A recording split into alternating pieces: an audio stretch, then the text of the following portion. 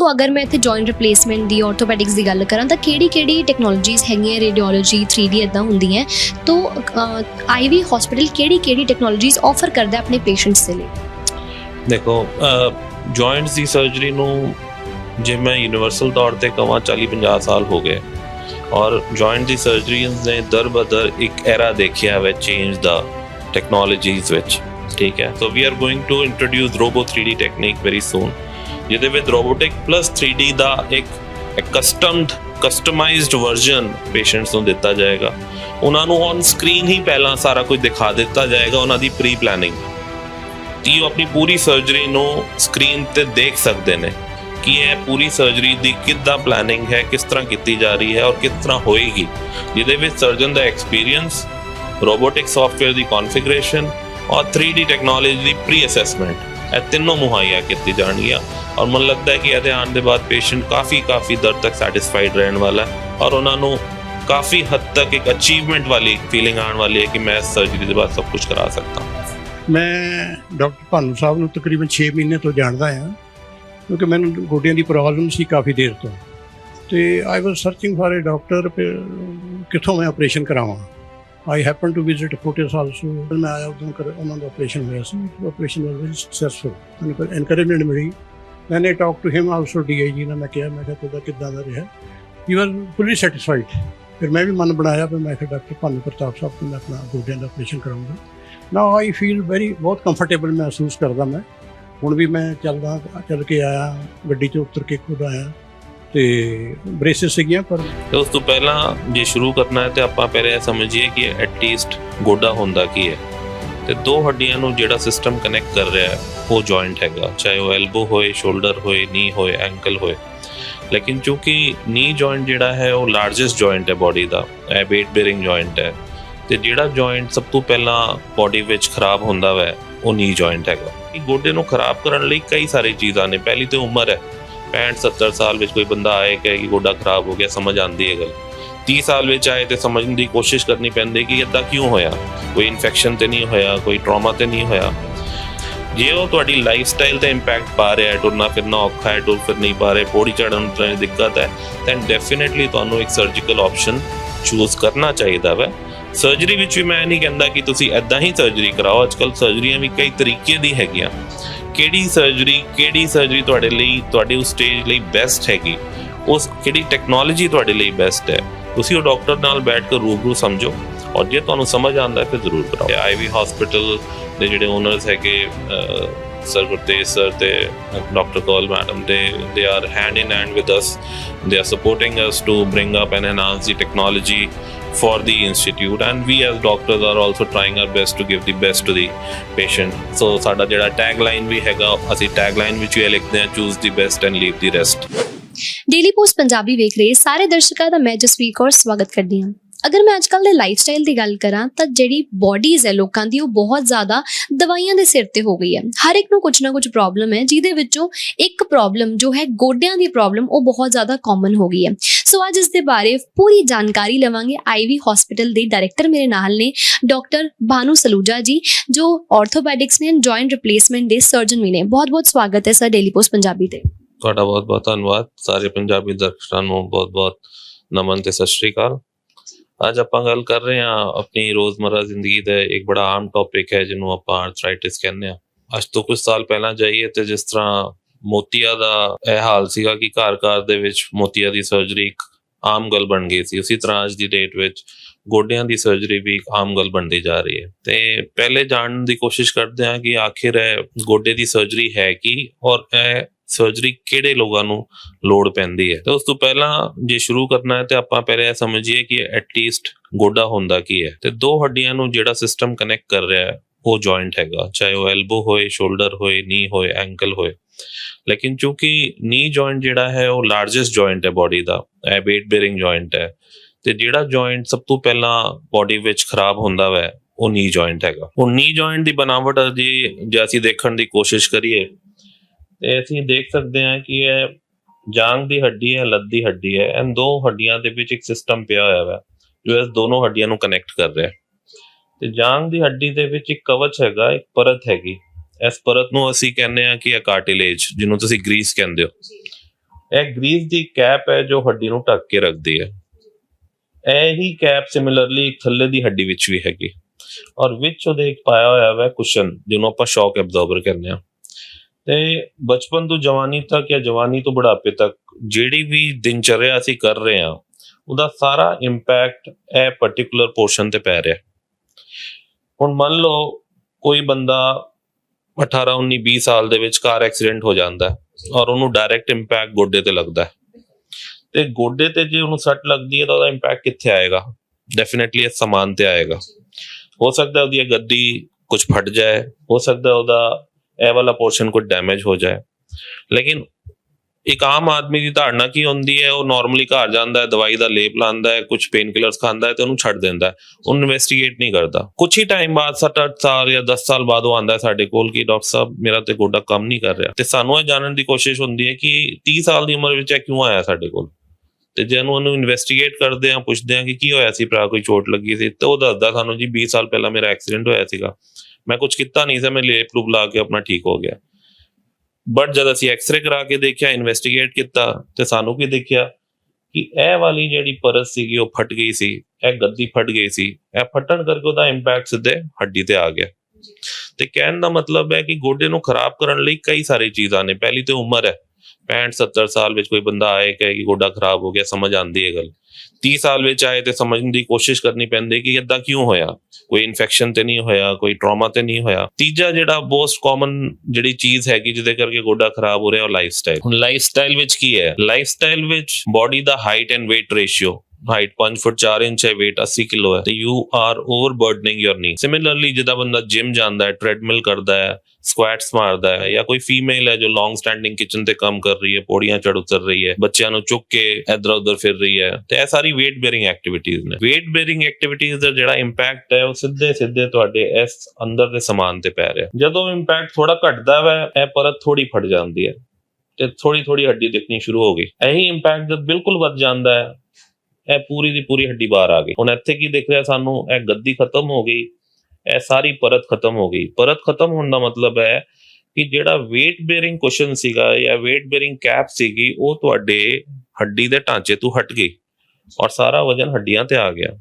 ਜਿੰਨਾ ਹੀ ਵਜਨ ਹੱਡੀ ਤੇ ਆਏਗਾ ਉਹ ਪੇਨਫੁਲ ਹੋ ਜਾਂਦੀ ਹੈ।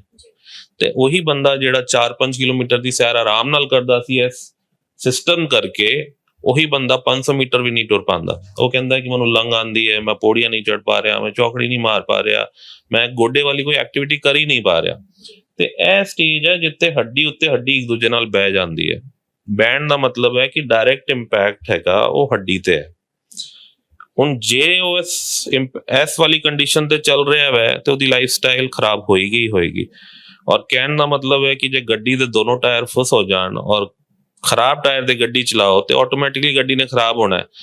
ਤੇ ਇਸ ਸਟੇਜ ਤੇ ਪਹੁੰਚਣ ਦੇ ਬਾਅਦ ਜਿਹੜਾ ਪੇਸ਼ੈਂਟ ਇਹਨੂੰ ਇਗਨੋਰ ਕਰਦਾ ਹੈ, ਅੱਗੇ ਚੱਲਣ ਦੀ ਕੋਸ਼ਿਸ਼ ਕਰਦਾ ਹੈ, ਉਹ ਕਹਿੰਦਾ ਜੀ ਮੇਰੀ ਕਮਰ 'ਚ ਦਰਦ ਆ ਗਿਆ, ਮੇਰਾ ਕੂਲਾ ਦੁਖਦਾ ਹੈ, ਮੇਰੀ ਜਾਂਘਾਂ ਸੁੱਜ ਜਾਂਦੀਆਂ ਨੇ, ਮੇਰਾ ਗੋਡਾ ਸੁੱਜਿਆ ਹੋਇਆ ਹੈ, ਮੇਰੇ ਗਿੱਟੇ ਸੋਜਿਸ਼ ਆ ਰਹੀ, ਮੇਰੇ ਪੰਜਿਆਂ ਵਿੱਚ ਦਰਦ ਹੈਗਾ। ਤੇ ਕਹਿਣ ਦਾ ਮਤਲਬ ਹੈ ਕਿ ਮੇਨ ਜੁਆਇੰਟ ਨੂੰ ਜਦ ਤੁਸੀਂ ਖਰਾਬ ਕਰ ਲਿਆ, ਉਹਦੇ ਕੰਪਲੀਮੈਂਟਰੀ ਜੁਆਇੰਟਸ ਜਿਹੜੇ ਨੇ ਭੈਣ ਭਰਾ, ਉਹ ਵੀ ਪ੍ਰੋਬਲਮ ਵਿੱਚ ਆ ਗਏ। ਤੇ ਇਹ ਵਾਲੀ ਸਟੇਜ ਵਿੱਚ ਅਸੀਂ ਕਹਿੰਦੇ ਆ ਕਿ ਤੁਸੀਂ ਜ਼ਰੂਰ ਆਪਣੇ ਡਾਕਟਰ ਨੂੰ ਮਿਲੋ, ਉਹਨੂੰ ਆਪਣਾ ਐਕਸਰੇ ਕਰਾ ਕੇ ਦੇਖੋ, ਸਮਝਣ ਦੀ ਕੋਸ਼ਿਸ਼ ਕਰੋ ਕਿ ਤੁਹਾਡੇ ਨਾਲ ਹੋ ਕੀ ਰਿਹਾ।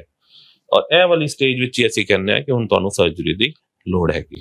ਸਰ ਜਿਵੇਂ ਤੁਸੀਂ ਕਿਹਾ ਕਿ ਲੋਕੀ ਇਨਵੈਸਟੀਗੇਟ ਹੀ ਨਹੀਂ ਕਰਦੇ, ਦੇਖਣ ਦੀ ਕੋਸ਼ਿਸ਼ ਹੀ ਨਹੀਂ ਕਰਦੇ ਕਿ ਸਾਨੂੰ ਕੋਈ ਪ੍ਰੋਬਲਮ ਵੀ ਹੋ ਸਕਦੀ ਹੈ, ਜਾਂ ਕਹਿ ਸਕਦੇ ਹਾਂ ਕਿ ਕੁਝ ਲੋਕ ਡਰਦੇ ਆ ਕਿ ਕਿਤੇ ਜ਼ਿਆਦਾ ਪ੍ਰੋਬਲਮ ਵੱਧ ਨਾ ਜਾਵੇ। ਸੋ ਉਹਨਾਂ ਲੋਕਾਂ ਨੂੰ ਕੀ ਅਵੇਅਰਨੈਸ ਦਵੋਗੇ ਤੁਸੀਂ ਕਿ ਉਹਨਾਂ ਨੂੰ ਇਹਨਾਂ ਚੀਜ਼ਾਂ ਤੋਂ ਬਚਣਾ ਚਾਹੀਦਾ ਹੈ, ਇੱਕ ਡਾਕਟਰ ਨੂੰ ਕੰਸਲਟ ਕਰਨਾ ਚਾਹੀਦਾ ਆਪਣੀ ਅੱਛੀ ਹੈਲਥ ਲਈ? ਤੇ ਮੈਂ ਜ਼ਰੂਰ ਇਹ ਮੈਸੇਜ ਦਊਂਗਾ ਕਿ ਇਹ ਵਾਲੀ ਭ੍ਰਾਂਤੀਆਂ ਵਿੱਚ ਨਾ ਪਾਓ। ਕਹਿਣ ਦਾ ਮਤਲਬ ਹੈ ਕਿ ਇੱਕ ਪੜ੍ਹੇ ਲਿਖੇ ਆਰਥੋਪੈਡਿਕ ਸਰਜਨ ਕੋਲ ਜਾ ਸਕਦੇ ਹੋ, ਤੁਸੀਂ ਉੱਥੇ ਜਾ ਕੇ ਆਪਣਾ ਐਕਸਰੇ ਕਰਾ ਸਕਦੇ ਹੋ। ਐਕਸਰੇ ਵਿੱਚ ਵੀ ਕਈ ਲੋਕਾਂ ਦੀ ਮਿਥ ਹੈ ਕਿ ਲੋਕੀ ਲੇਟ ਕੇ ਐਕਸਰੇ ਕਰਾਉਂਦੇ ਨੇ। ਜੇ ਲੇਟ ਕੇ ਐਕਸਰੇ ਕਰਾਇਆ ਤਾਂ ਕਹਿਣ ਦਾ ਮਤਲਬ ਹੈ ਕਿ ਤੁਹਾਡਾ ਗੋਡਾ ਭਾਰ ਨਹੀਂ ਲੈ ਰਿਹਾ ਉਸ ਵੇਲੇ, ਤੇ ਲਾਈਨ ਡਾਊਨ ਪੋਜੀਸ਼ਨ ਵਿੱਚ ਕਿਸੇ ਵੀ ਪੇਸ਼ੈਂਟ ਨੂੰ ਕੋਈ ਤਕਲੀਫ ਕਦੀ ਵੀ ਨਹੀਂ ਆਏਗੀ ਔਰ ਤੁਹਾਡਾ ਐਕਸਰੇ ਵੀ ਨਾਰਮਲ ਹੀ ਆਏਗਾ, ਕਿਉਂਕਿ ਗੋਡੇ ਉੱਤੇ ਭਾਰ ਹੀ ਨਹੀਂ ਪਿਆ। ਤੁਹਾਨੂੰ ਤਕਲੀਫ ਤਦ ਹੁੰਦੀ ਹੈ ਜਦ ਤੁਸੀਂ ਖੜੇ ਹੁੰਦੇ ਹੋ, ਟੁਰਦੇ ਹੋ। ਤੇ ਐਕਸਰੇ ਜਦ ਵੀ ਕਰਵਾਓ, weight bearing ਐਕਸਰੇ ਕਰਾਓ, ਖੜੇ ਹੋ ਕੇ ਕਰਾਓ, ਔਰ ਐਕਸਰੇ ਵਿੱਚ ਹੀ ਤੁਹਾਨੂੰ ਦਿਖ ਜਾਏਗਾ ਕਿ ਗੋਡੇ ਦਾ ਗੈਪ ਹੈਗਾ ਕਿ ਨਹੀਂ ਹੈਗਾ। ਜੇ ਗੈਪ ਹੈਗਾ, ਹੱਡੀਆਂ ਦੂਰ ਦਿਖ ਰਹੀਆਂ ਨੇ, ਇਹਦਾ ਮਤਲਬ ਅੰਦਰ ਦਾ ਸਮਾਨ ਪ੍ਰੀਜ਼ਰਵਡ ਹੈ। ਔਰ ਜੇ ਉਹ ਗੈਪ ਖਤਮ ਹੋ ਗਿਆ, ਹੱਡੀ ਆਪਸ ਵਿੱਚ ਜੁੜ ਗਈ ਹੈ, ਜਿੱਦਾਂ ਮੈਂ ਹੁਣੇ ਸਮਝਾਇਆ, ਇਹਦਾ ਮਤਲਬ ਅੰਦਰ ਦਾ ਸਮਾਨ ਖਤਮ ਹੋ ਚੁੱਕਿਆ ਹੈ, ਹੁਣ ਸਾਰਾ ਇੰਪੈਕਟ ਤੁਹਾਡੀ ਹੱਡੀਆਂ ਤੇ ਹੈ।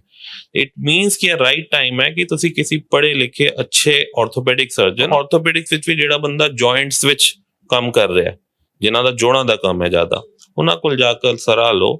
ਜੇ ਉਹ ਤੁਹਾਡੀ ਲਾਈਫ ਸਟਾਈਲ ਤੇ ਇੰਪੈਕਟ ਪਾ ਰਿਹਾ ਹੈ, ਟੁਰਨਾ ਫਿਰਨਾ ਔਖਾ ਹੈ, ਟੁਰ ਫਿਰ ਨਹੀਂ ਪਾ ਰਹੇ, ਪੌੜੀ ਚੜ੍ਹਨ ਉਤਰਨ ਦੀ ਦਿੱਕਤ ਹੈ, ਦੈਨ ਡੈਫੀਨੇਟਲੀ ਤੁਹਾਨੂੰ ਇੱਕ ਸਰਜੀਕਲ ਆਪਸ਼ਨ ਚੂਜ਼ ਕਰਨਾ ਚਾਹੀਦਾ ਵੈ।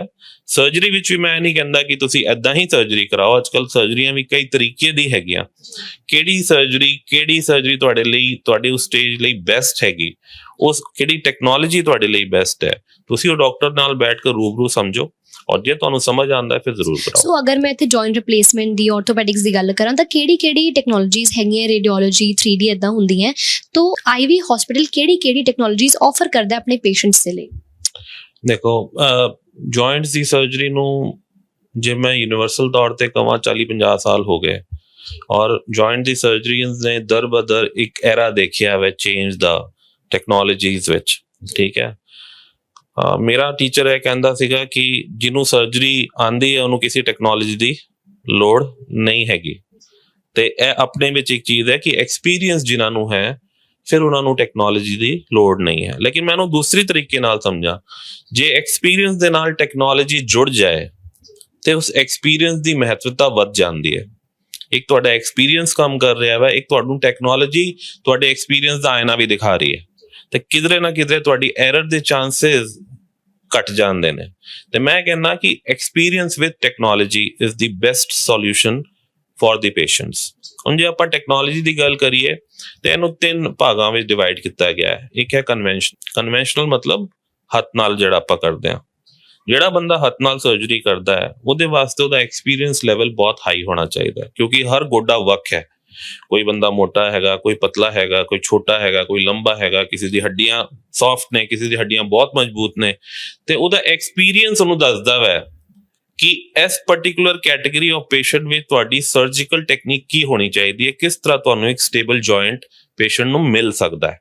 ਉੱਥੇ ਮੈਂ ਕਹਿੰਦਾ ਕਿ ਕਨਵੈਨਸ਼ਨਲ ਦਾ ਉਪਯੋਗ ਕਰੋ, ਬਹੁਤ ਅੱਛੀ ਟੈਕਨੀਕ ਹੈ, 30-40 ਸਾਲ ਤੋਂ ਚੱਲ ਰਹੀ ਹੈ ਔਰ ਕਾਮਯਾਬ ਵੀ ਰਹੀ ਹੈ। ਕਨਵੈਨਸ਼ਨਲ ਦੇ ਬਾਅਦ ਇੱਕ ਦੌਰ ਆਇਆ ਨੈਵੀਗੇਸ਼ਨ ਦਾ। ਨੈਵੀਗੇਸ਼ਨ ਦੇ ਦੌਰ ਵਿੱਚ ਲੋਕਾਂ ਨੇ ਕੀ ਕੀਤਾ, ਆਰਟੀਫੀਸ਼ੀਅਲ ਇੰਟੈਲੀਜੈਂਸ ਦਾ ਯੂਜ਼ ਕਰਨਾ ਸ਼ੁਰੂ ਕੀਤਾ, ਇੱਕ ਸੌਫਟਵੇਅਰ ਡਿਵੈਲਪ ਕੀਤਾ। ਉਸ ਸੌਫਟਵੇਅਰ ਦੇ ਹਿਸਾਬ ਨਾਲ ਉਹਨਾਂ ਨੇ ਹੱਡੀ ਦੀ ਐਕਸਿਸ ਨੂੰ ਨਾਪਿਆ, ਉਹਦੀ ਮੈਕੈਨੀਕਲ ਐਕਸਿਸ, ਉਹਦੀ ਐਨਾਟੋਮਿਕਲ ਐਕਸਿਸ ਨੂੰ ਨਾਪ ਕੇ ਸਕਰੀਨ ਤੇ ਦੇਖਣਾ ਸ਼ੁਰੂ ਕੀਤਾ ਕਿ ਕਿਹੜੇ ਐਂਗਲ ਤੇ ਗੋਡੇ ਨੂੰ ਕਿਸ ਤਰ੍ਹਾਂ ਬਿਠਾਇਆ ਜਾਏ ਕਿ ਇਹ ਬਿਲਕੁਲ ਨਾਰਮਲ ਗੋਡੇ ਦੀ ਤਰ੍ਹਾਂ ਕੰਮ ਕਰੇ, ਨੈਚੁਰਲ ਗੋਡੇ ਦੀ ਤਰ੍ਹਾਂ ਕੰਮ ਕਰੇ। ਉਹਦੇ ਬਾਅਦ ਹੋਰ ਐਡਵਾਂਸਮੈਂਟ ਹੋਈ। ਅੱਜ ਤੋਂ 3 ਸਾਲ ਪਹਿਲਾਂ ਇੱਕ ਗੁਜਰਾਤ ਦੇ ਡਾਕਟਰ ਨੇ 3D ਟੈਕਨੋਲੋਜੀ ਦਾ ਇਨੋਵੇਸ਼ਨ ਕੀਤਾ, ਉਹਨੂੰ ਨੀ3ਵਿਜ਼ ਦੇ ਨਾਂ ਤੇ ਉਹਨੇ ਪ੍ਰਮੋਟ ਕੀਤਾ, ਔਰ ਉਹਦੇ ਬਾਅਦ ਉਹ ਕਈ ਡਾਕਟਰਾਂ ਨੇ ਉਹਦੀ ਇਹ ਪੈਟੈਂਟਡ ਟੈਕਨੀਕ ਨੂੰ ਅਪਣਾਇਆ ਔਰ ਉਹ ਕਾਰਗਰ ਵੀ ਹੋਈ। ਉਸ ਟੈਕਨੀਕ ਦਾ ਫਾਇਦਾ ਇਹ ਹੋਇਆ ਕਿ ਜਿਹੜੀ ਪੁਰਾਣੀ ਟੈਕਨੀਕ ਵਿੱਚ ਅਸੀਂ ਹੱਡੀ ਵਿੱਚ ਡਰਿਲ ਕਰਦੇ ਸੀਗੇ ਔਰ ਰੋਡ ਪਾਉਂਦੇ ਸੀਗੇ, ਰੋਡ ਦੇ ਉੱਤੇ ਜਿਗ ਲਗਾ ਕੇ ਤਦ ਆਪਾਂ ਹੱਡੀ ਦੀ ਕਟਾਈ ਕਰਦੇ ਸੀਗੇ, ਉਹਨੇ ਆਰਟੀਫੀਸ਼ੀਅਲ ਇੰਟੈਲੀਜੈਂਸ ਨੂੰ ਯੂਜ਼ ਕਰਕੇ ਉਹਨੇ ਉਹ ਵਾਲਾ ਸਟੈਪ ਹਟਾ ਦਿੱਤਾ। ਉਹਨੇ 3D CT ਮਾਡਲ ਕੱਢਿਆ। 3D CT ਮਾਡਲ ਤੇ ਆਪਾਂ ਪਹਿਲੇ ਨੀ ਦੀ CT ਸਕੈਨ ਕਰਾਉਂਦੇ ਆ, ਉਹ CT ਸਕੈਨ ਨੂੰ ਆਪਾਂ ਉਸ ਸੌਫਟਵੇਅਰ ਵਿੱਚ ਇੰਸਟਾਲ ਕਰਦੇ ਆ। ਉਹ ਸੌਫਟਵੇਅਰ ਵਿੱਚ ਇੰਸਟਾਲ ਕਰਕੇ ਆਪਾਂ 3 ਡਾਇਮੈਂਸ਼ਨਲ ਕਨਫੀਗਰੇਸ਼ਨ ਲੈਂਦੇ ਆ ਨੀ ਦੀ, ਔਰ ਉਹ ਸਾਨੂੰ ਪ੍ਰੀ ਹੀ ਦੱਸ ਦਿੰਦਾ ਹੈ ਕਿ ਇਸ ਗੋਡੇ ਦਾ ਕਿੰਨਾ ਸਰਫੇਸ ਡੈਮੇਜ ਹੈ। ਤੇ ਕੁਝ ਡਾਕਟਰ ਇਹ ਕਹਿੰਦੇ ਨੇ ਜਾਂ ਪ੍ਰਮੋਟ ਕਰਦੇ ਨੇ ਕਿ ਪੂਰਾ ਗੋਡਾ ਨਹੀਂ ਬਦਲਣਾ ਪਏਗਾ। ਉਹਦਾ ਕਹਿਣ ਦਾ ਮਤਲਬ ਇਹ ਨਹੀਂ ਕਿ ਪੂਰਾ ਗੋਡਾ ਨਹੀਂ ਬਦਲਣਾ ਪਏਗਾ, ਕਹਿਣ ਦਾ ਮਤਲਬ ਹੈ ਕਿ ਕਿਉਂਕਿ ਪ੍ਰੀ ਅਸੈਸਮੈਂਟ ਕੀਤੀ ਹੈ ਤੇ ਗੋਡੇ ਦਾ ਜਿੰਨਾ ਸਰਫੇਸ ਇਹ ਡੈਮੇਜ ਹੈ ਉਨਾ ਸਰਫੇਸ ਹੀ ਆਪਾਂ ਹਟਾਵਾਂਗੇ। ਦੇਖੋ ਕੈਪ ਤੇ ਐਟ ਦਾ ਐਂਡ ਆਫ ਦਾ ਡੇ ਮੈਂ ਤੁਹਾਨੂੰ ਕਿਹਾ ਕਿ ਇਹ ਗੋਡੇ ਦੀ ਕੈਪ ਹੈ, ਇਹ ਕੈਪ ਪੂਰੇ ਸਰਫੇਸ ਤੇ ਚੜਦੀ ਹੈ, ਤੇ ਤੁਸੀਂ ਕੋਈ ਵੀ ਟੈਕਨੋਲੋਜੀ ਯੂਜ਼ ਕਰੋ ਐਟ ਦੀ ਐਂਡ ਆਫ ਦਾ ਡੇ ਇਹ ਕੈਪ ਪੂਰੀ ਸਰਫੇਸ ਤੇ ਹੀ ਚੜਨੀ ਹੈ। ਲੇਕਿਨ ਇਸ ਟੈਕਨੋਲੋਜੀ ਦਾ ਬੈਨੀਫਿਟ ਕੀ ਹੋਇਆ, ਇੱਕ ਤਾਂ ਰੋਡ ਦੀ ਡਾਲਣੀ ਪਈ, ਐਕਸਟਰਾ ਮੈਡੂਲਰੀ ਹੋ ਗਿਆ, ਦੂਜਾ ਤੁਹਾਨੂੰ ਸਰਫੇਸ ਕਨਫੀਗਰੇਸ਼ਨ ਮਿਲ ਗਈ, ਤਾਂ ਹੀ ਇਹਦਾ ਟਰਮ ਆ ਗਿਆ ਰੀਸਰਫੇਸਿੰਗ। ਆਉਣ ਵਾਲੇ ਟਾਈਮ ਵਿੱਚ ਲੋਕਾਂ ਨੇ ਇਹਨੂੰ ਰੀਸਰਫੇਸਿੰਗ ਕਹਿਣਾ ਸ਼ੁਰੂ ਕਰਤਾ, ਮਤਲਬ ਉਨਾ ਸਰਫੇਸ ਆਪਾਂ ਹਟਾਵਾਂਗੇ ਜਿੰਨਾ ਸਰਫੇਸ ਡੈਮੇਜ ਹੈ। ਔਰ ਉਹ ਕਿੱਦਾਂ ਪਤਾ ਲੱਗਿਆ, ਆਰਟੀਫੀਸ਼ੀਅਲ ਇੰਟੈਲੀਜੈਂਸ ਦੇ ਥਰੂ ਆਪਾਂ ਪਹਿਲੇ ਹੀ ਸੌਫਟਵੇਅਰ ਤੇ ਕਨਫਿਗਰ ਕਰ ਲਿੱਤਾ। ਇਹਨੂੰ ਆਪਾਂ ਇਹ ਵੀ ਕਹਿੰਦੇ ਆ ਕਿ ਇਹ ਨਾਨ ਰੋਬੋਟਿਕ ਟੈਕਨੋਲੋਜੀ ਹੈ, ਜਿਹਨੂੰ 3D ਕਹਿੰਦੇ ਆ। It is a non robotic presentation of a knee. ਇਹ ਰੋਬੋਟਿਕ ਵਿੱਚ ਕੀ ਹੋਏਗਾ, ਇਸ ਤੋਂ ਇੱਕ ਸਟੈਪ ਅੱਗੇ ਹੈ ਰੋਬੋਟਿਕ ਇੱਕ ਮਸ਼ੀਨ ਹੈ, ਉਸ ਮਸ਼ੀਨ ਦਾ ਇੱਕ ਸੌਫਟਵੇਅਰ ਹੈ, ਬਟ ਉਹਨੂੰ ਇੰਸਟਾਲ ਕਰਨ ਲਈ ਤੁਹਾਨੂੰ ਇਨਵੇਸਿਵ ਹੋਣਾ ਪਏਗਾ। ਇਨਵੇਸਿਵ ਦਾ ਮਤਲਬ 2-3 ਪਿੰਨਾਂ ਇੱਥੇ ਪਾਓ, 2-3 ਪਿੰਨਾਂ ਥੱਲੇ ਪਾਓ, ਉਨ 2-3 ਪਿੰਨਾਂ ਦੀ ਤਾਰਾਂ ਨੂੰ ਤੁਸੀਂ ਸੌਫਟਵੇਅਰ ਦੇ ਨਾਲ ਅਟੈਚ ਕਰੋ, ਫਿਰ ਉਹ ਤੁਹਾਡੇ ਥੱਲੇ ਦੀ ਹੱਡੀ ਨੂੰ ਰੀਡ ਕਰੇਗੀ ਜਾਂ ਉੱਤੇ ਦੀ ਹੱਡੀ ਨੂੰ ਰੀਡ ਕਰੇਗੀ, ਉਹਦੀ ਕਨਫੀਗਰੇਸ਼ਨ ਸਕਰੀਨ ਤੇ ਆਏਗੀ ਔਰ ਅਕੋਰਡਿੰਗਲੀ ਉਹ ਸਰਫੇਸ ਨੂੰ ਰੀਸਰਫੇਸ ਕਰੇਗਾ, ਤੇ ਉਹ ਇਨਵੇਸਿਵ ਵੇ ਹੈ। ਬਟ ਪੇਸ਼ੈਂਟ ਨੂੰ ਇਹ ਸਮਝਣਾ ਬਹੁਤ ਜ਼ਰੂਰੀ ਹੈ ਕਿ ਉਹਦੇ ਲਈ ਕਿਹੜਾ ਠੀਕ ਹੈ। ਹੁਣ ਅੱਜ ਕੱਲ ਇੱਕ ਮਾਰਕੀਟਿੰਗ ਟ੍ਰੈਂਡ ਹੈ ਰੋਬੋਟਿਕ ਕਰਾ ਲਓ, ਰੋਬੋਟਿਕ ਕਰਾਣਾ ਠੀਕ ਹੈ, ਲੇਕਿਨ ਰੋਬੋਟਿਕ ਦਾ ਪਲੱਸ ਕੀ ਹੈ, ਉਹਦਾ ਮਾਈਨਸ ਕੀ ਹੈ, ਇਹ ਕਿੱਦਾਂ ਕੀਤੀ ਜਾਂਦੀ ਹੈ, ਇਹ ਮੇਰੇ ਸਰੀਰ ਉੱਤੇ ਕਿੰਨੀ ਨੁਕਸਾਨ ਜਾਂ ਕਿੰਨੀ ਲਾਭਦਾਇਕ ਹੋਏਗੀ, ਉਹਦਾ ਇੱਕ ਪ੍ਰੀ ਅਸੈਸਮੈਂਟ ਮਾਡਲ ਜ਼ਰੂਰ ਦੇਖਣਾ ਚਾਹੀਦਾ ਹੈ ਪੇਸ਼ੈਂਟ ਨੂੰ। ਰੋਬੋਟਿਕ ਵੀ ਵਧੀਆ ਹੈਗਾ, ਰੋਬੋਟਿਕ ਤੋਂ ਬੈਟਰ ਮੈਂ 3D ਨੂੰ ਮੰਨਣਾ, ਕਿਉਂਕਿ 3D ਇੱਕ ਨਾਨ ਇਨਵੇਸਿਵ ਕਨਸੈਪਟ ਹੈ, ਉਹਦੇ ਵਿੱਚ ਤੁਹਾਨੂੰ ਪਿੰਸ ਡਾਲਣ ਦੀ ਲੋੜ ਨਹੀਂ ਹੈ, ਇੱਕ ਆਟੋਮੈਟਿਕ ਕਨਫੀਗਰੇਸ਼ਨ ਹੈ ਜੋ ਤੁਹਾਨੂੰ ਮਿਲ ਰਹੀ ਹੈ ਔਰ ਉਸੇ ਹਿਸਾਬ ਦੀ ਜਿਗ ਲੱਗ ਕੇ ਉਹਦੀ ਕਟਿੰਗ ਕੀਤੀ ਜਾ ਰਹੀ ਹੈ। ਤੇ there are n number of technologies, we have everything in our center under one roof, we present every technology to the patient and patient ਨੂੰ ਡਿਸਾਈਡ ਕਰਨਾ ਹੈ ਕਿ ਭਾਈ ਕਿਹੜੇ ਰਸਤੇ ਉਹ ਚੱਲਣਾ ਚਾਹੁੰਦਾ ਹੈ। ਹੁਣ ਇੱਕ ਤਰੀਕੇ ਦਾ ਐਗਜ਼ਾਮਪਲ ਦੇਣਾ, ਕਿਸੇ ਦਾ ਮੈਂ ਇੱਕ ਇੰਟਰਵਿਊ ਪੜ੍ਹ ਰਿਹਾ ਸੀਗਾ ਇੱਕ ਅੱਛੇ ਡਾਕਟਰ ਦਾ, ਉਹ ਆਪਣੀ ਇੰਟਰਵਿਊ ਦੀ ਇੱਕ ਲਾਈਨ ਵਿੱਚ ਕਹਿ ਰਿਹਾ ਸੀਗਾ ਕਿ ਮੈਨੂੰ X ਥਾਂ ਤੋਂ Y ਥਾਂ ਤੇ ਜਾਣਾ ਹੈ ਔਰ ਮੈਂ ਉਸ Y ਥਾਂ ਤੇ ਪਿਛਲੇ 20-25 ਸਾਲ ਤੋਂ ਜਾ ਰਿਹਾ, ਤੇ ਮੈਨੂੰ ਨੈਵੀਗੇਸ਼ਨ ਦੀ ਲੋੜ ਨਹੀਂ ਹੈ ਕਿਉਂਕਿ ਮੈਨੂੰ ਰਸਤਾ ਪਤਾ ਹੈ, ਮੈਂ ਗੱਡੀ ਸਟਾਰਟ ਕਰਾਂਗਾ Y ਥਾਂ ਤੇ ਮੈਂ 5 ਮਿੰਟ ਪਹੁੰਚ ਜਾਣਾ, ਇਹ ਉਹਦਾ ਐਕਸਪੀਰੀਅੰਸ ਹੈ, ਤਾਂ ਹੀ ਉਹ ਇੰਨਾ ਕੌਨਫੀਡੈਂਟ ਹੈ। ਹੁਣ ਇਹੀ ਕੋਈ ਨਵਾਂ ਬੰਦਾ ਹੈ, ਉਹਨੂੰ ਵੀ X ਥਾਂ ਤੋਂ Y ਥਾਂ ਤੇ ਜਾਣਾ, ਉਹ ਗੱਡੀ 'ਚ ਬਹਿ ਕੇ ਨੈਵੀਗੇਸ਼ਨ ਔਨ ਕਰਦਾ ਹੈ, ਉਹ ਨੈਵੀਗੇਸ਼ਨ ਉਹਨੂੰ ਉਸ ਰਸਤੇ ਤੱਕ ਪਹੁੰਚਾ ਦਿੰਦੀ ਹੈ। ਤੇ ਕਹਿਣ ਦਾ ਮਤਲਬ ਹੈ ਕੋਈ ਵੀ ਚੀਜ਼ ਬੁਰੀ ਜਾਂ ਅੱਛੀ ਨਹੀਂ ਹੈ, ਸਾਰੀ ਚੀਜ਼ਾਂ ਦਾ ਅਵੇਅਰਨੈਸ, ਸਾਰੀ ਚੀਜ਼ਾਂ ਦੀ ਨੌਲੇਜ ਤੁਹਾਨੂੰ ਹੋਣੀ ਚਾਹੀਦੀ ਹੈ। You should have every technology under one roof and you should be able to provide everything to your patient. ਉਹਨੂੰ ਪੇਸ਼ੈਂਟ ਦਾ ਆਪਣਾ ਚੋਇਸ ਹੈ ਕਿ ਉਹ ਕਿਹੜੀ ਟੈਕਨੋਲੋਜੀ ਨੂੰ ਚੂਜ਼ ਕਰਦਾ ਹੈ ਤੇ ਉਹਨੂੰ ਕਿਹੜਾ ਲੱਗਦਾ, ਕਿਉਂਕਿ ਕੁਝ ਟੈਕਨੋਲੋਜੀਜ਼ ਕਾਸਟ ਇਫੈਕਟਿਵ ਨਹੀਂ ਨੇ। ਹੁਣ ਜਿਵੇਂ ਰੋਬੋਟਿਕ ਹੈ, ਹੁਣ ਰੋਬੋਟਿਕ ਦੀ ਮਸ਼ੀਨ 4.5 ਕਰੋੜ ਦੀ ਹੈਗੀ, ਹਸਪੀਟਲ ਜਾਂ ਕੋਈ ਵੀ XYZ ਇੰਸਟੀਚਿਊਟ ਉਹਨੂੰ ਲਏਗਾ, ਤੇ ਜਦ ਲਏਗਾ ਤੇ ਡੈਫੀਨਿਟਲੀ ਉਹਦੀ ਕਾਸਟਿੰਗ ਆਣੀ ਹੈ। ਤੇ ਜਿੱਥੇ ਜਦ ਤੁਸੀਂ ਰੋਬੋਟਿਕ ਆਪ ਕਰ ਰਹੇ ਹੋ ਤੇ ਤੁਹਾਨੂੰ 50,000 ਲੱਖ ਰੁਪਏ ਐਕਸਟਰਾ ਚਾਰਜ ਹੋਏਗਾ, ਠੀਕ ਹੈ, but is it worth? Whether those 50,000 or 1 lakh rupees which you are spending is worth for this surgery? ਤੇ ਉਹਦੇ ਵਾਸਤੇ ਤੁਹਾਨੂੰ ਡੇਟਾ ਐਨਾਲਿਸਿਸ ਕਰਨਾ ਬਹੁਤ ਜ਼ਰੂਰੀ ਹੈ। ਡੇਟਾ ਐਨਾਲਿਸਿਸ ਵਿੱਚ ਤੁਸੀਂ ਦੇਖੋ ਕਿ ਜਿਹੜੀ ਹੱਥ ਨਾਲ ਸਰਜਰੀ ਕੀਤੀ ਗਈ ਹੈ ਔਰ ਜਿਹੜੀ ਰੋਬੋਟਿਕ ਨਾਲ ਕੀਤੀ ਗਈ ਹੈ ਉਹਦੇ ਵਿੱਚ ਕੋਈ ਡਿਫਰੈਂਸ ਹੈਗਾ, ਉਹਦੇ ਵਿੱਚ ਕਿਹੜੇ ਡਿਫਰੈਂਸ ਦੇਖਣੇ ਹੈ, ਚੀਰਾ ਵੱਡਾ ਛੋਟਾ ਇੱਕ ਆਪਾਂ ਐ ਦੇਖਦੇ ਹਾਂ, ਟਾਈਮ ਜ਼ਿਆਦਾ ਕੀ ਘੱਟ ਇੱਕ ਇਹ ਦੇਖਦੇ ਹਾਂ, ਬਲੱਡ ਲਾਸ ਜ਼ਿਆਦਾ ਕੀ ਘੱਟ ਇੱਕ ਇਹ ਦੇਖਦੇ ਹਾਂ, ਰੇਂਜ ਆਫ ਮੋਸ਼ਨ, ਗੋਡੇ ਦੀ ਸਰਜਰੀ ਦੇ ਬਾਅਦ ਗੋਡਾ ਕਿੰਨਾ ਬੈਂਡ ਹੋ ਰਿਹਾ ਹੈ ਉਹਦਾ ਡਿਫਰੈਂਸ ਪਤਾ ਕਰੋ, ਕਿਹਦੇ ਵਿੱਚ ਬੈਂਡਿੰਗ ਜ਼ਿਆਦਾ ਹੈ। ਪੇਨ ਸਕੋਰ, ਰੋਬੋਟਿਕ ਕਰਾਈ ਤੇ ਇਹ ਪੇਨ ਕਿੰਨਾ ਸੀਗਾ ਤੇ ਨਹੀਂ ਕਰਾਈ ਤਾਂ ਪੇਨ ਕਿੰਨਾ ਸੀਗਾ। ਤੇ ਦੇਰ R N number of factors ਜਿਹਦੇ ਉੱਤੇ ਪੇਸ਼ੈਂਟ ਨੂੰ ਆਪਣੀ ਜਾਗਰੂਕਤਾ ਨੂੰ ਜਗਾਉਣਾ ਪਏਗਾ, ਬੈਠ ਕੇ ਸਮਝਣਾ ਪਏਗਾ। ਸਿਰਫ ਨਾਂ ਦੇ ਉੱਤੇ ਜਾ ਕੇ ਕਰਾ ਲੈਣਾ ਮੈਨੂੰ ਨਹੀਂ ਲੱਗਦਾ ਕਿ this is the right thing. You should have the knowledge of everything. Your doctor should be able to convince you for a particular thing in a right way. और जब तक तुम्हें लगता है कि yes this is right and this is good enough for me, go for it. ਹੋਰ ਕੀ ਦੇਖਣਾ ਚਾਹੀਦਾ ਹੈ ਕਿ ਹਾਂ ਮਤਲਬ ਇੱਕ ਰਾਈਟ ਟਾਈਮ ਕਦੋਂ ਹੁੰਦਾ ਹੈ ਕਿ yes we need a treatment right now? ਠੀਕ ਹੈ, ਦੇਖੋ ਮੈਂ ਆਪਣੀ 17 ਸਾਲ ਦੀ ਪ੍ਰੈਕਟਿਸ ਵਿੱਚ ਤਕਰੀਬਨ 17,000 ਤੋਂ ਉੱਤੇ ਸਰਜਰੀਆਂ ਕੀਤੀਆਂ ਹੋਣਗੀਆਂ ਔਰ ਜਗ੍ਹਾ ਕੀਤੀਆਂ ਨੇ, England, Australia, Germany, Ahmedabad, Chandigarh ਮੈਂ ਪਿਛਲੇ 5 ਸਾਲਾਂ ਤੋਂ ਕਰ ਰਿਹਾ ਵਾਂ। ਤੇ ਐਕਸਪੀਰੀਅੰਸ ਦੇ ਨਾਲ, ਟਾਈਮ ਦੇ ਨਾਲ ਆਪਾਂ ਆਪਣੀ ਟੈਕਨੋਲੋਜੀ ਨੂੰ ਰਿਵਾਈਜ਼ ਕਰਦੇ ਚਲੇ ਗਏ। ਅੱਜ ਤੋਂ 5 ਸਾਲ ਪਹਿਲਾਂ ਮੈਂ ਬਤੇਰੀਆਂ ਚੀਜ਼ਾਂ ਲੈ ਕੇ ਆ ਗਿਆ ਸੀਗਾ। ਅੱਜ ਤੋਂ 5 ਸਾਲ ਪਹਿਲਾਂ ਮੈਂ ਇਹ ਕੀਤਾ ਸੀਗਾ ਕਿ ਚੀਰਾ 4-5 ਇੰਚ ਦਾ ਕਰ ਦਿੱਤਾ ਸੀ, ਪਿਸ਼ਾਬ ਦੀ ਨਲੀ, ਖੂਨ ਦੀ ਨਲੀ ਨਹੀਂ, ਰੀੜ੍ਹ ਦੀ ਹੱਡੀ 'ਚ ਕੋਈ ਪਾਈਪ ਨਹੀਂ, ਜੋ ਕਿ ਨਾਰਮਲੀ ਲੋਕ ਪਾਉਂਦੇ ਨੇ, ਬੇਹੋਸ਼ੀ ਵਾਲੀ ਇੱਕ ਪਾਈਪ ਪਾ ਦਿੰਦੇ ਨੇ, ਐਪੀਡਿਊਰਲ ਕਹਿੰਦੇ ਆ, ਆਪਾਂ ਹਟਾ ਦਿੱਤਾ ਸੀਗਾ। ਆਪਰੇਸ਼ਨ ਦੇ 4-6 ਘੰਟੇ ਵਿੱਚ ਅਸੀਂ ਖੜਾ ਕਰਨਾ ਸ਼ੁਰੂ ਕਰਤਾ ਸੀਗਾ, ICU ਵਿੱਚ ਨਹੀਂ ਰੱਖਦੇ ਸੀਗੇ, ਦੂਜੇ ਦਿਨ ਤੋਂ ਪੌੜੀਆਂ ਚੜਾ ਦਿੰਦੇ ਸੀਗੇ। ਮਹੀਨੇ ਦੇ ਅੰਦਰ ਅਸੀਂ ਦੇਖਦੇ ਸੀ ਕਿ ਪੇਸ਼ੈਂਟ ਚੌਕੜੀ ਮਾਰ ਕੇ ਆਪਣੇ ਬਿਸਤਰ ਤੇ ਬਹਿ ਰਿਹਾ, 6 ਮਹੀਨੇ ਬਾਅਦ ਜ਼ਮੀਨ ਤੇ ਪੈ ਰਿਹਾ। ਇਹ ਸਾਰੀ ਚੀਜ਼ਾਂ ਆਪਾਂ ਪਿਛਲੇ 5 ਸਾਲ ਤੋਂ ਆਲਰੇਡੀ ਇਨੋਵੇਟ ਕਰਕੇ ਲਿਆਂਦੇ ਗਏ ਆ। ਹੁਣ technologies 3D, artificial intelligence, robotic, ਇਹ ਸਭ ਆ ਗਈਆਂ। ਗੱਲ ਆਂਦੀ ਹੈ ਕਿ ਜੇ ਆਪਾਂ ਨੂੰ ਇਨ ਸਭ ਚੀਜ਼ਾਂ ਤੋਂ ਬਚਣਾ ਵੈ ਜਾਂ ਇਸ ਨੀ ਸਰਜਰੀ ਤੋਂ ਬਚਣਾ ਵੈ, ਤੇ what are the alarming points and what are the alarming times? There should be a balance between your diet intake and ਉਹਦਾ ਜਿਹੜਾ ਆਊਟਪੁੱਟ ਹੈ, ਮਤਲਬ ਜਿੰਨਾ ਖਾ ਰਹੇ ਉਹਨੂੰ ਪਚਾਣਾ ਵੀ ਹੈ, ਤੇ ਤੁਸੀਂ ਖਾਂਦੇ ਪੀਂਦੇ ਹੋਵੇ ਤੇ ਆਪਣਾ regular exercise is must. Height and weight ratio balance has to be maintained। ਤਾਂ ਸਾਡੇ ਕੋਲ ਐਲਗੋਰਿਦਮ ਬਣਿਆ ਹੋਇਆ ਹੈ, 5 ਫੁੱਟ 2 ਇੰਚ ਹਾਈਟ ਹੈ ਤੇ ਇੰਨੀ weight ਹੋਣਾ ਚਾਹੀਦਾ, 5 ਫੁੱਟ 8 ਇੰਚ ਹਾਈਟ ਹੈ ਤਾਂ ਇੰਨਾ, ਉਸ ਜਿਸ weight balance ਨੂੰ ਤੁਸੀਂ ਰੇਸ਼ੀਓ ਨੂੰ ਮੇਨਟੇਨ ਕਰ ਰਹੇ ਹੋ, good enough.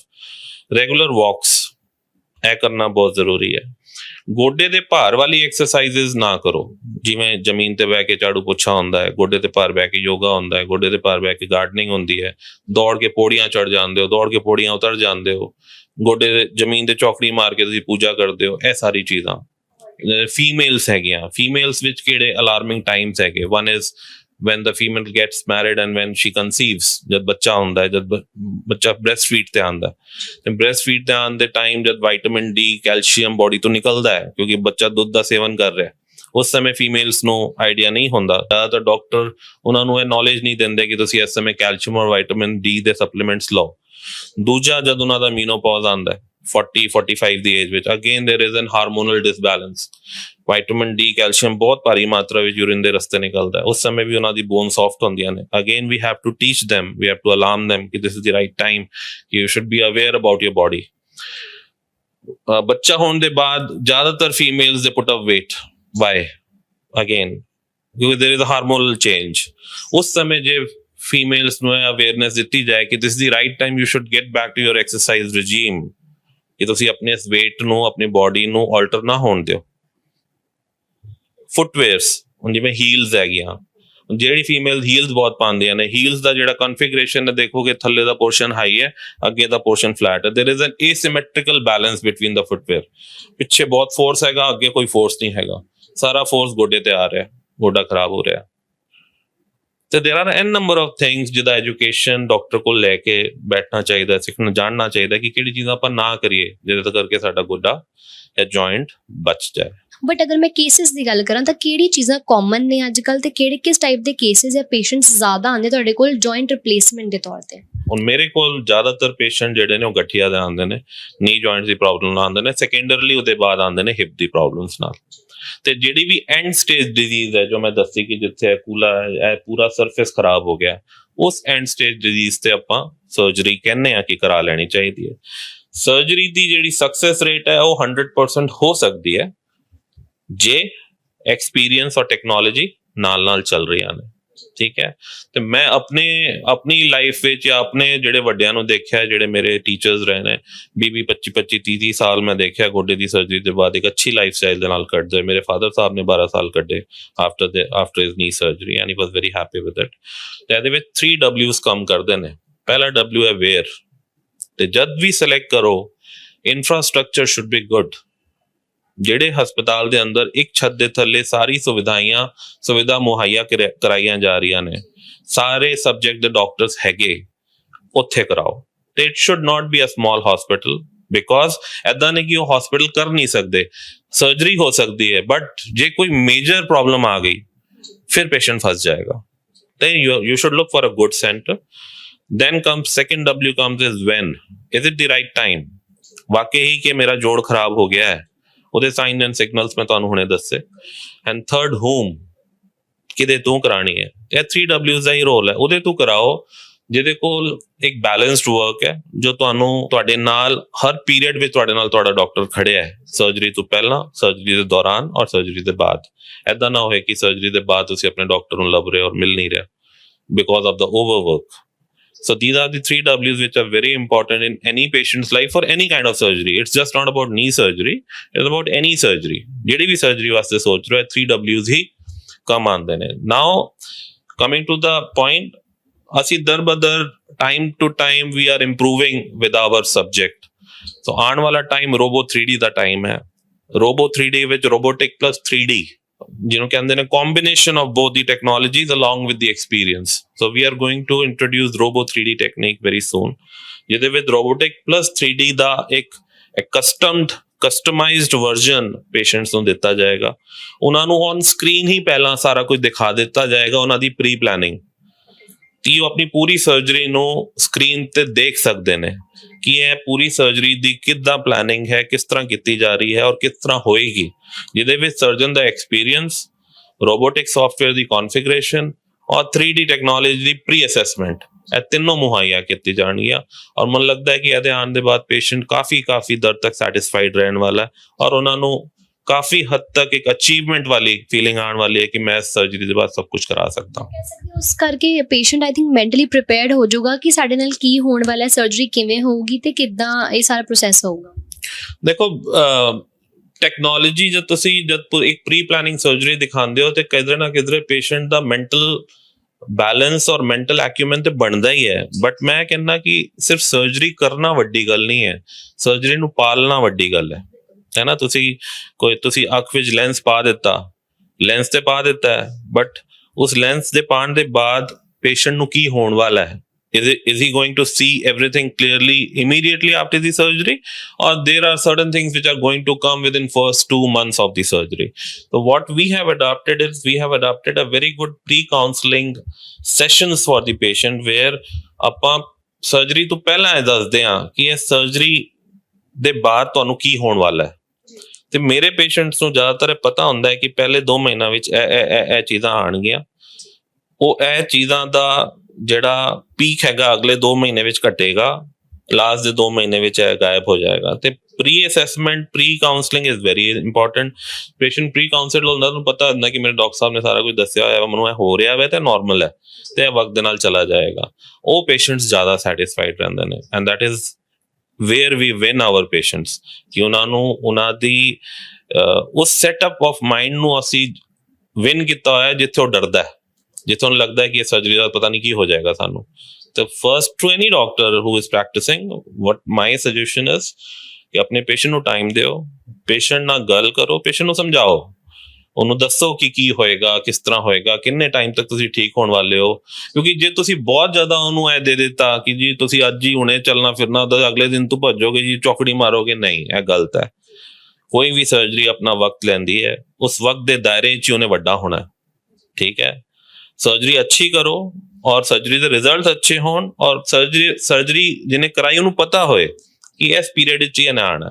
And I guess you do justification with the patient. Yeah, so achievements ਇੱਕ ਡਾਕਟਰ ਦੀ ਹੋਣਾ and ਉਹ ਨੋਟਿਸ ਹੋਣਾ ਬਹੁਤ ਜ਼ਰੂਰੀ ਹੈ ਉਹ ਚੀਜ਼। ਦੇਖੋ ਅਚੀਵਮੈਂਟ 2 ਲੈਵਲ ਤੇ ਹੁੰਦੀਆਂ ਨੇ, ਇੱਕ ਹੁੰਦੀ ਹੈ ਸੋਸ਼ਲ ਅਚੀਵਮੈਂਟ, ਇੱਕ ਹੁੰਦੀ ਹੈ personal achievement.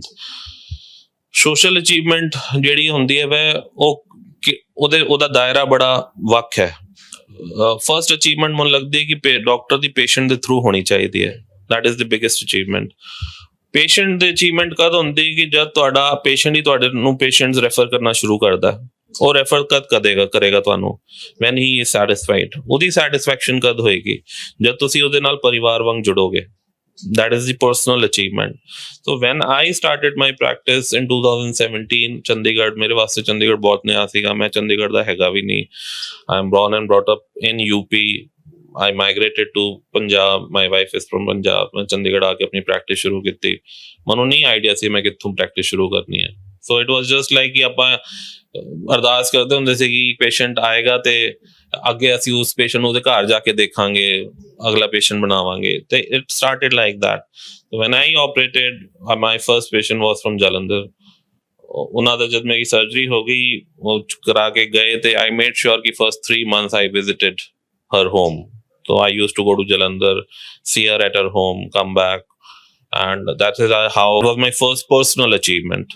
And from there it started. ਏਦਾਂ ਕਰਦੇ ਸ਼ਾਇਦ ਹਜ਼ਾਰਾਂ ਪੇਸ਼ੈਂਟ ਦੇ ਘਰ ਗਿਆ ਹੋਏਗਾ ਔਰ ਉਹ ਪਰਸਨਲ ਅਚੀਵਮੈਂਟ ਦੇ ਤੌਰ ਤੇ ਉਹੀ ਪਰਸਨਲ ਅਚੀਵਮੈਂਟ ਧੀਰੇ ਸੋਸ਼ਲ ਅਚੀਵਮੈਂਟ ਵਿੱਚ ਬਦਲ ਜਾਂਦੀ ਹੈ when the media and the public start recognizes you. So ਉਹਦੇ ਬਾਅਦ ਉਹ Z ਅਵਾਰਡਸ ਆ ਗਏ, PTC ਅਵਾਰਡਸ ਆ ਗਏ, ਹਿਊਮਨ ਰਾਈਟਸ ਅਵਾਰਡ ਆ ਗਏ, ਇੰਟਰਨੈਸ਼ਨਲ ਬਿਜ਼ਨਸ ਅਵਾਰਡਸ ਆ ਗਏ। The platform started recognizing you and they used to call and felicitate you for your achievements, and that was my social accomplishment, and that is how it is. So awareness ਦੀ ਮੈਂ ਗੱਲ ਕਰਾਂ ਤਾਂ Ivy hospital ਨੇ ਜੋ awareness ਹੈ ਉਹ ਕਿਸ ਤਰ੍ਹਾਂ ਅੱਗੇ ਲੋਕਾਂ ਤੱਕ ਫਾਰਵਰਡ ਕੀਤੀ ਹੋਈ ਹੈ ਐਂਡ ਕੀ ਕੁਝ ਤੁਸੀਂ ਅਵੇਅਰਨੈਸ ਲਈ ਕੀ ਕਰ ਰਹੇ ਹੋ ਤੁਸੀਂ? ਅਸੀਂ 2020 ਵਿੱਚ TMT ਟੈਕਨੀਕ ਲਾਂਚ ਕੀਤੀ ਸੀ, ਜਿਹਨੂੰ ਟਰੂ ਮੋਸ਼ਨ ਟੈਕਨੀਕ ਦੇ ਹਿਸਾਬ ਨਾਲ ਜਾਣਿਆ ਗਿਆ ਸੀਗਾ, ਜਿਹਨੂੰ ਐਕਸ ਹੈਲਥ ਮਿਨਿਸਟਰ ਸਰਦਾਰ ਬਲਬੀਰ ਸਿੰਘ ਜੀ ਨੇ ਇਨੋਗਰੇਟ ਕੀਤਾ ਸੀਗਾ। Now we are going to inaugurate our Robo 3D techniques, where we have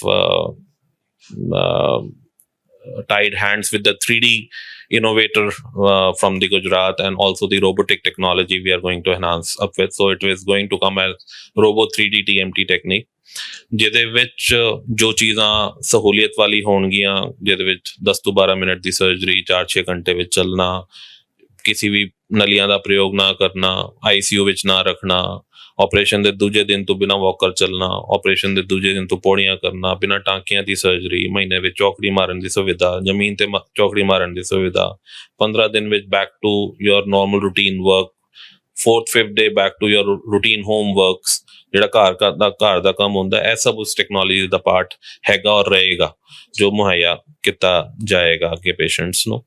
ਤੇ ਇਹੀ ਸਾਰੀ ਅਚੀਵਮੈਂਟ ਸਾਡੇ ਹਸਪਤਾਲ ਦੀ ਹੈ, ਇੱਕ ਡਾਕਟਰ ਦੀ ਹੈ। ਆਈਵੀ ਹਸਪੀਟਲ ਦੇ ਜਿਹੜੇ ਓਨਰਸ ਹੈਗੇ ਸਰ ਗੁਰਤੇਜ ਸਰ ਤੇ doctor Kaul madam, they are hand in hand with us, they are supporting us to bring up and enhance the technology for the institute, and we as doctors are also trying our best to give the best to the patient. So ਸਾਡਾ ਜਿਹੜਾ tagline ਵੀ ਹੈਗਾ, ਅਸੀਂ tagline ਵਿੱਚ ਇਹ ਲਿਖਦੇ ਹਾਂ, choose the best and leave the rest in joint replacement.